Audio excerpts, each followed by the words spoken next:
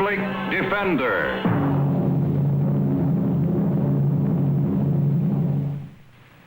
The public defender is a public servant employed by the community and responsible for giving legal aid without cost to any person who seeks it and is financially unable to employ private counsel. It is his duty to defend those accused of crime until the issue is decided in a court of law. Tonight we bring you the story of a man who did everything in his power to convict himself of murder. If you had been in his place, would you have acted differently? In this courtroom, Superior Court, Los Angeles County, Department 89, Judge Collins presiding, Peter Stone, on trial for murder, watches the clerk hand the jury verdict to the judge. The defendant will stand. Mr. Clerk, you'll read the verdict. The people of the state of California, plaintiff versus Peter Stone, defendant. We, the jury, in the above entitled cause, find the defendant guilty of murder. We further find it to be murder in the first degree with a recommendation for leniency. I knew it. I told you. I knew it would happen just this way.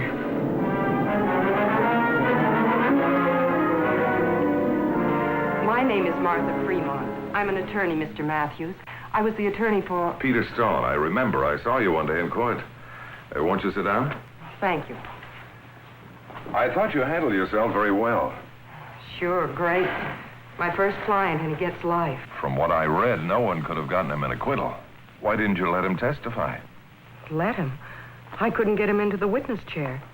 He was afraid. Afraid of what the DA would do to him. Afraid the jury wouldn't believe him. Mr. Matthews, he's afraid of everything. I just couldn't handle him. Maybe you can. Me? I came to ask you to appeal the verdict. I'm sorry, we don't compete with private attorneys. Oh, but he can't afford counsel. Did he pay you? $50, all he had. And I've spent a great deal more than that. To appeal, I need a transcript of the trial. I can't afford to pay for it, and neither can Stone. Well, if he'd sign a statement that he had no funds, and if the... Thank you, Mr. Matthews. Thank you very much. Now I'm asking for a personal favor. Can I help? I wish our budget could stand it. Not for a fee. I've got a lot to learn. And if I could work with you, maybe I could help find something. Well, on that basis, you're more than welcome. Are you ready for your first assignment? Yes, sir. All right, have Stone sign that statement. Thank you. The following day, the public defender was substituted as attorney of record for Peter Stone. I decided to start by visiting Stone's wife. Hello, Mrs. Stone. Oh, come in, Miss Fremont. Is there any news? Good news. This is Mr. Matthews, the public defender. How do you do? He's taking over the case. Mr. Matthews, you'll show them they made a mistake. You've got to. Well, we'll try, Mrs. Stone. Now, I've read the full testimony, but I still don't have a real grasp of the case. I'd like to hear your side of the story, everything you can remember. Remember. That's one night I'll never forget. Pete was on his way home from work. We interrupt this program to bring you a news bulletin. Police have an eyewitness description of the killer wanted for the brutal stick-up murder of Arthur Crawford. The man wanted is thin, light complexioned, wears glasses, has a small mustache, is about 35 years old, and was last seen driving a gray 1950 Ford sedan.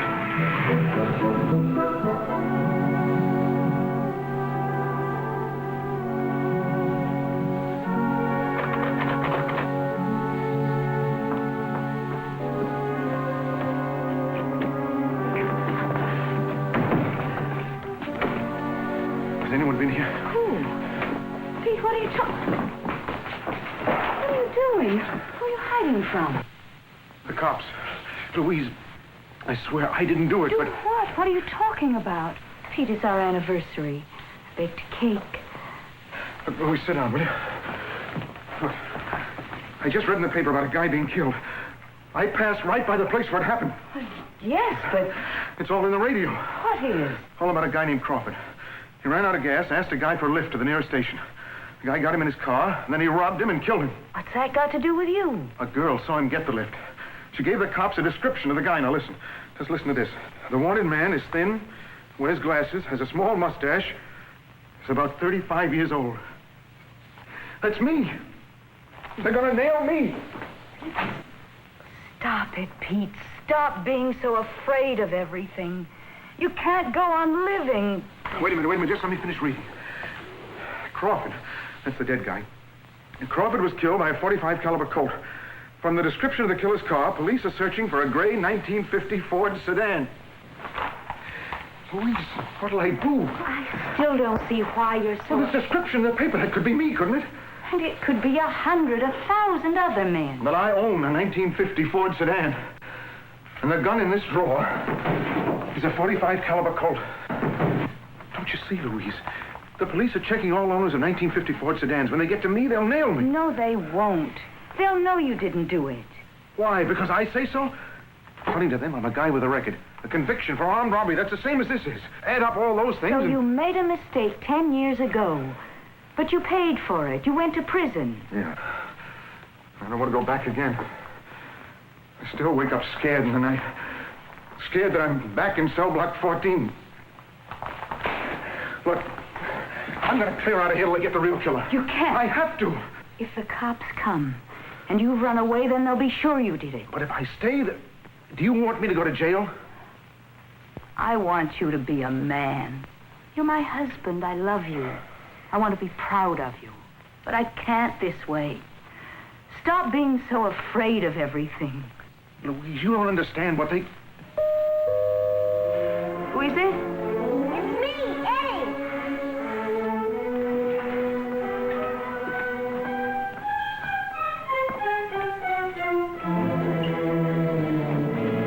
My model got out of control today.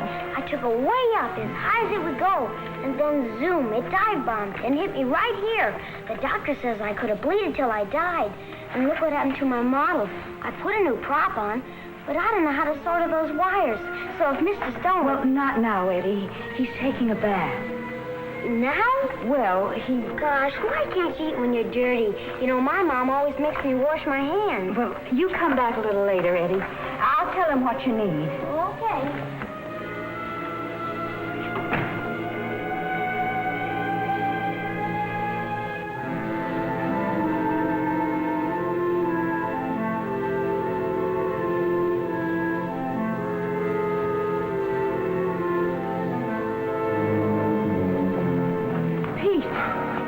Well, maybe you're right. Maybe I don't have to run away, but we've got to fix the car. Bernie Shaw has a paint shop down near the factory. He can make the Ford a different color. Won't the police know? Why? All it says in the registration is Ford Sedan, 1950. But we've got to get rid of this. I know. I can take it down and throw it off the pier. We've got to get rid of it. Oh, wait a minute. I must be crazy. That's all I'd need. Now what's the matter? Well, suppose there's a cop in the pier. Suppose he sees me trying to throw this in the ocean. He grabs it, sees it's a Colt 45, and he wouldn't even bother with a trial. Mr. Stone through with his bath yet? Eddie. Oh, let him in. Come on in, Eddie. He'll help you now. Hi, Mr. Stone. Hi, Eddie. Mr. Stone, you look funny. You shaved your mustache Well, I off. got tired of it. Say, you want to get this thing fixed? Yeah, would you solder those control wires for me? Sure, I will. If you'll do me a favor, Sure. you take this down to the pier and throw it in the ocean. What is it? It's some acid. I don't dare throw it in the sink. It might ruin the pipes. Is it okay if I throw it in the garbage can? No, don't do that. You know, some other kids might come along and find it. Yeah, they wouldn't know about acid. Yeah, they might get hurt real bad. You take that down, throw it in the ocean as far out as you can. And when you get back, your plane will be all fixed. Okay. That's all I remember, Mr. Matthews. Does it help? Well, at least it explains a lot of the circumstantial evidence.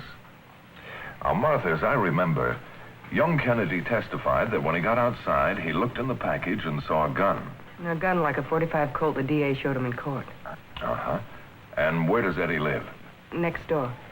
Well, let's drop over and see him. Well, he's not home. He had another accident. Nothing serious, and his mother shipped him off to his aunt for a few days. Well, in that case, we'll have to wait until he gets back. We'll be in touch with you. Thank you. Peter Stone was a man ruled by fear.